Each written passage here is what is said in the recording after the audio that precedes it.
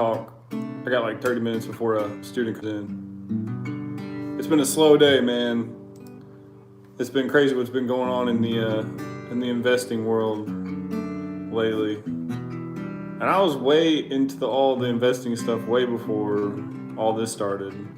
It's funny because there's periods like, where Bitcoin gets big, and then every day people start caring about Bitcoin, and then now everyone supposedly cares about the stock market when no one cared about it before all this started. So it's kind of funny when that kind of stuff happens.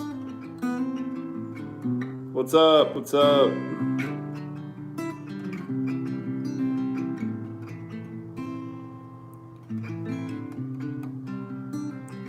Well, yeah, like I was saying, what's crazy is, man, last Friday, before any of this picked up, I had a call option for GameStop at a strike price at $48. What does that mean? That means that I'm basically saying that I will sell you the option to buy shares at $48. In other words, if it goes higher than that, then you make money. That's how call options work. If you want it to go higher, your call option that you buy, you actually want it to be lower than the stock price. But anyways, it's kind of complicated. You kind of have to look into it. And I know, the basics of call and put options.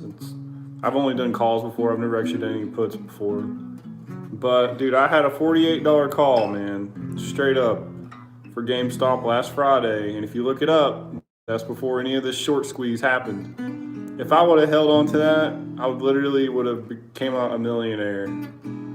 But I sold it for like $100. No kidding. I'm not even kidding you. Because when you have an option, if you're like me and you don't really want to risk that much, then you watch it and you keep watching it, because options, you can lose everything. It's not like stocks where you can just cut the losses. You can lose everything when you do options. So I didn't want to lose everything that I had into it. I think I had like $200 something in it. And so I was watching it hard, and it was going up a little bit, but you know how it is when you're watching a stock. It's like watching paint dry. And long story short, I had a lesson coming up, and so I was looking, and I was like, well, I'm up $100.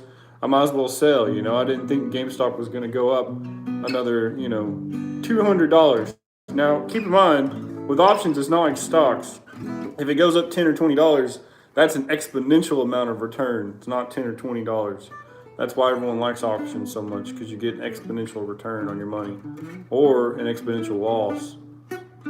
But that's why you always structure it risk management, man. So I look back at that, and I'm not one of these guys that gets depressed about it. It's just kind of funny, honestly. I took a screenshot and showed my wife, and I was like, this is history, this kind of thing that I was in on. This is history. I could have been a rich man. I could have been a rich man if I would have just held on to that. But I sold it really early, thinking, this is I already thought it was a good return, $100, shoot.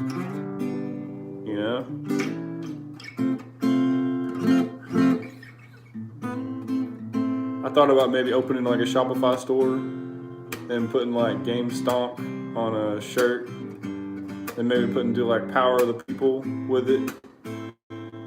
I'm a businessman, man. I think about how you can, somehow leverage off of all this new popularity. I just think it's hilarious because all these noobs are, getting on Robinhood, and they really don't know much about the market at all. I studied the market for 2 years before I put any money into it. And I'm still a beginner, obviously, at investing. But I've rose my account up probably about $2,000 already, almost. So, I don't know what that means. So maybe I've gotten lucky, or maybe I've picked good stocks because I more so know what I'm doing. Because you got long-term plays and you got short-term plays. That's what these people don't understand, But what's up, one person who's here? Check out this new thing I've been messing with.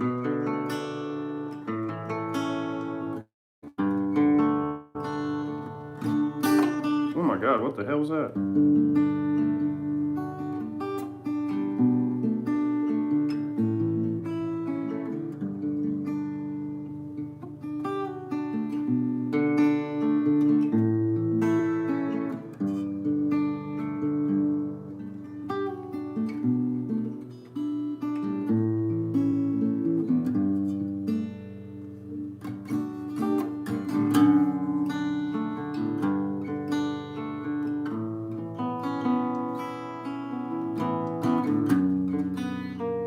Whoops.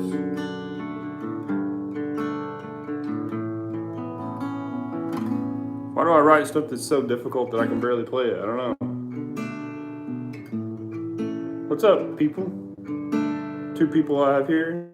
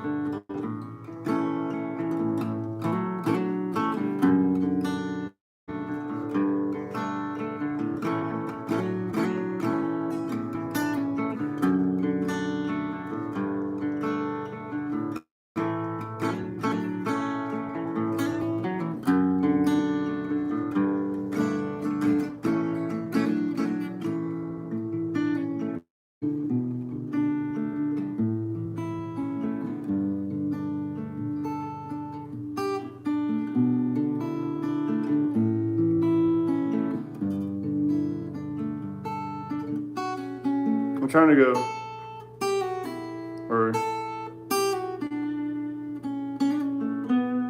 it's really hard to try to play both at the same time. How's it going? What do y'all think about the whole Gamestonk thing? I think it's pretty interesting, honestly. I think it's crazy what you can do. I think it's not probably the best thing that we're finding out how powerful social media can be, which I'm all for free speech, obviously, duh. But I think, I don't know, man. It's getting crazy what you can do with the power of social media. It's almost like more regulation's gonna happen or something because of this.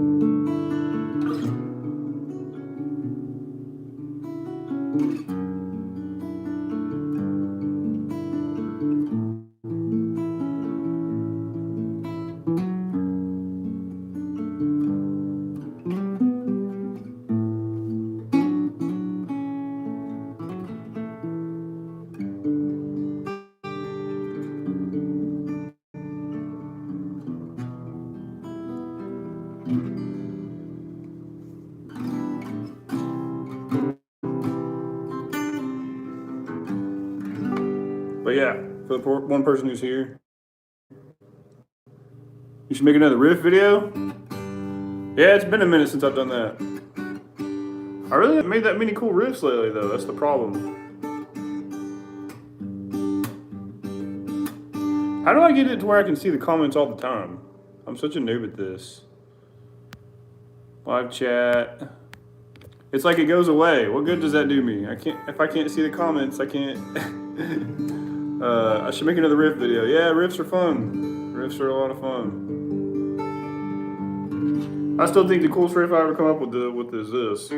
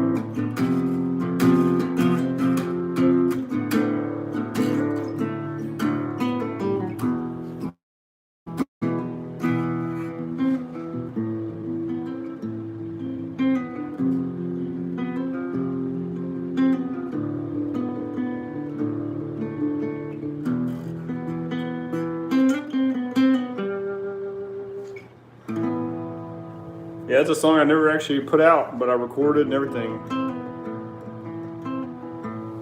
It was like.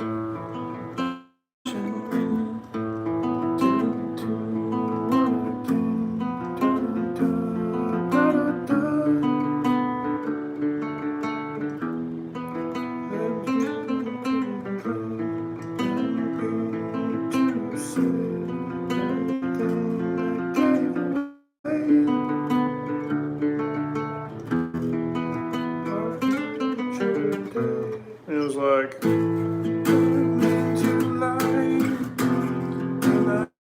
didn't mean to sigh.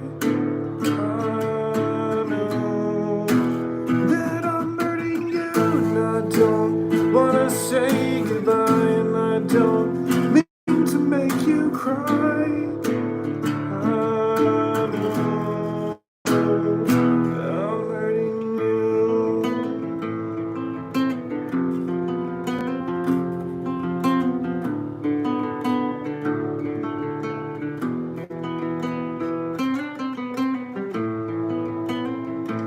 Yeah, song was cool.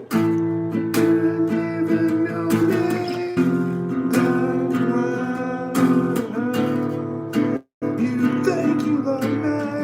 Well, I've got a different story to tell. You don't even know me that well. You think you love me? I've got a different story to tell. That's the end of that song. It goes into a crazy breakdown like that. It's about someone who's in a relationship and they're hurting the other person because either they don't really love them or whatever, you know. I wrote it a long time ago.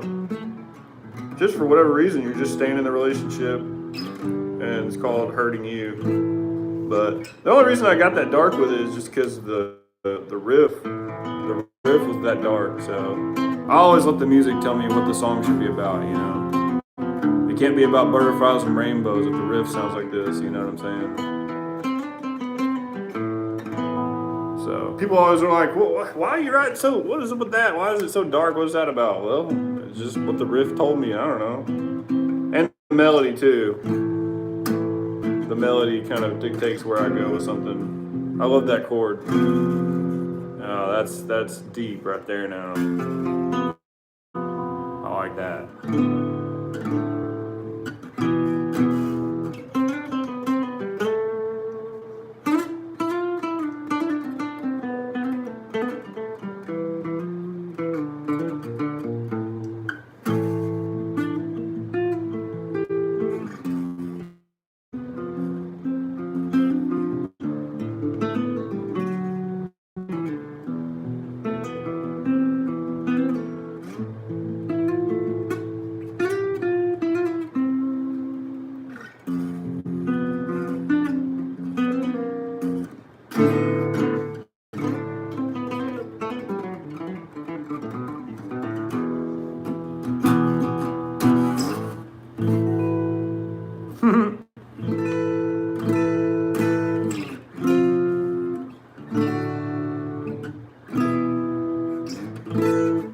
Cool riff.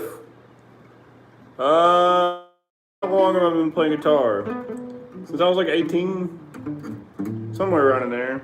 And I'm 31. So, pretty good minute.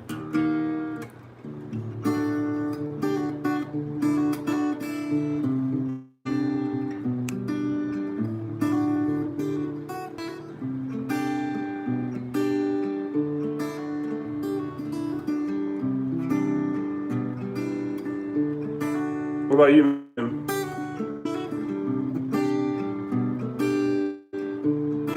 What's up, guys? How you doing? Should I upload that song?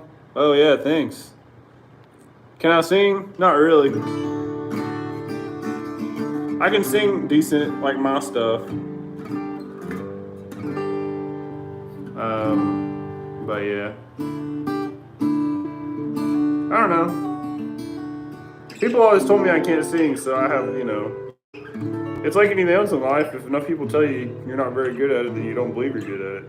Which I know I'm not good at it, but I just mean to be like adequate. It's the same thing as that's how you know you are good at something. It's the same concept. That's how I knew I was a daggum good drummer, because everyone was like, dude, you're good at drums. Otherwise I would have just had fun playing drums and that would have been it. But I knew I had potential at it because people freak out. And I took drum lessons for a long time.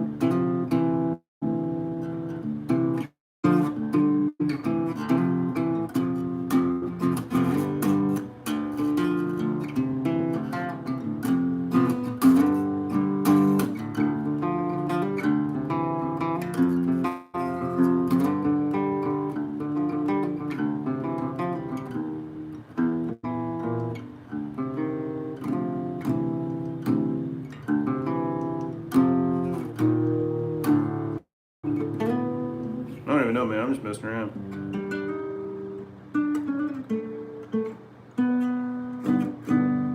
Struggle to learn scales. Well,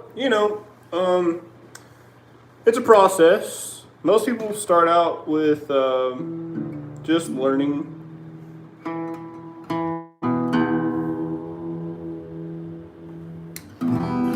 Let's see here.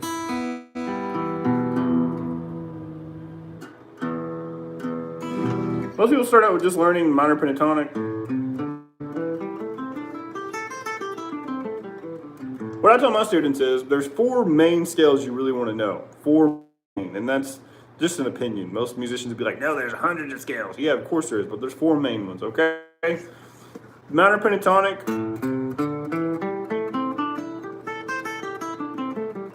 I'm sure you know the minor pentatonic already. Now, the minor pentatonic just means 5. The word penna means 5. So that means this is a 5-note scale. 1, 2, 3, 4, 5, 1, 2, 3, 4, 5, 1. Well, you also have the diatonic version of that, meaning the 7-note version of it.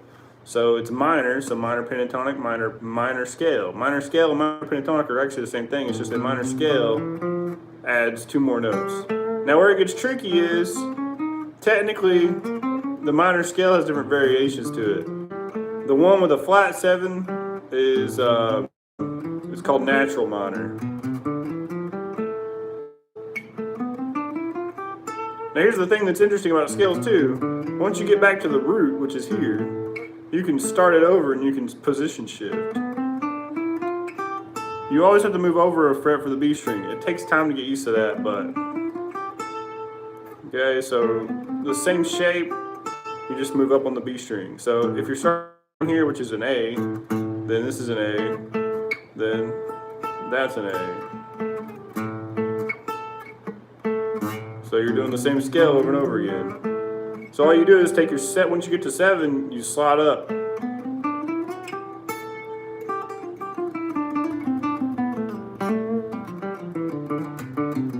That means you're playing this octave, and then you're playing this octave. So that's a 2-octave scale. Now technically, you could slide up again. That would be 3 octaves. Starting back here at this A. So just like you can take shapes and you can move them up the neck, you can take scales and you can move them up. Now what's cool is if I know that on A, I also know that on B. Here's B minor.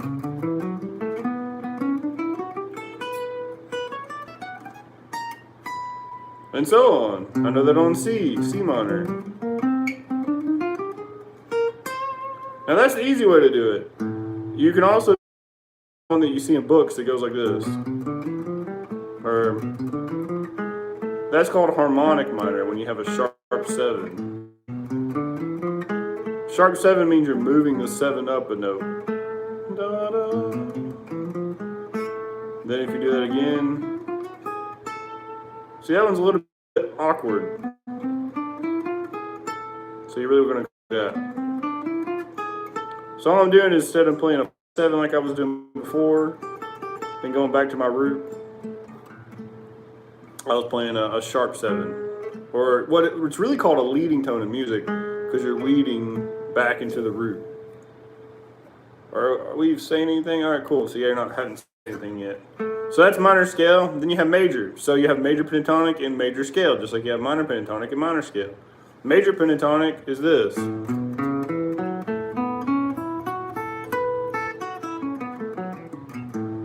All right, so you need to know your minor pentatonic and your major pentatonic. Most people just learn their minor pentatonic, but it's really good to know your major pentatonic as well.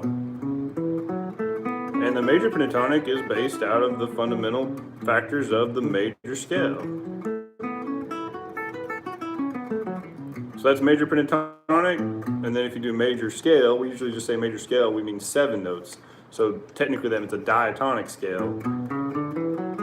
Then you get this guy that you see in books all day long. But it's got a lot of similarities because, well, it's the same kind of notes, it's just that pentatonic leads. What pentatonic does is it leads some of those half-step notes out of there. Like that guy. And 7 to 1. 1, 2, 3, 4, 5, 6, 7, 1. 1, 2, 3, 4, 5. 3, 4, 5, 6, 7, 1.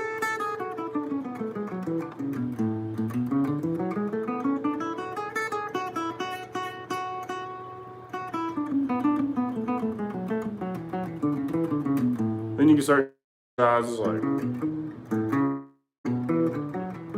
well, I can't see my fretboard.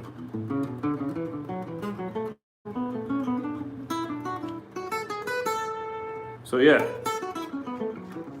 but see that's the pentatonic version. Pentatonic version, diatonic version.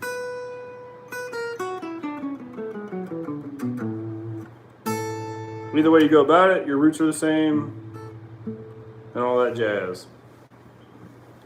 But what people really mean, I think, when they say, I don't know my scales, can I learn my scales? What you're really saying is, how do I improvise? And at the end of the day, one of the best ways to improvise is you just got to keep training your ear, like I do on here all the time. Like if I'm playing an open note, well, I got to know what the open note is, so I can think of it as like a drone note, like an E drone note. And I got to check the time. I got a lesson at 3:30. Yeah, they're about to come in. But yeah, so if I have a drone note, say I have to decide whether I want that major or minor. If I want it minor, then I have to start thinking E minor. If I want it major, I just think E major. So if I want E minor, I have to start doing that same pattern, but think open right here. So bum, bum, bum, bum, bum, bum, bum, bum. Well, the secret, Alec, is that here's the thing: it's not about scales; it's about your ear. Because the funny thing about it is that you can play a scale all day long, right? But that's not really relevant to anything until you make it relevant. Just like with drums, you can play a rudiment all day long. You can know how to play a paradiddle, but if you don't understand the fundamental reasons why you learned a paradiddle and how you can use it, then you're just learning a paradiddle, okay? It's the same kind of thing here. In other words, if I want E minor, well, I need to know what I'm looking for when I look for E minor. What's more important than scales is chords, because you need to know with the E minor chord, you have a root, a minor third, and a fifth.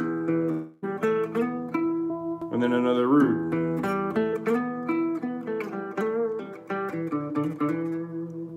What in the world, Michael? Or however you pronounce your name. Hey man, I'll say this, okay? As a musician, I have seen my fair share of ladies, but my student just got here, and so I need to go say what's up to my student. See you guys later.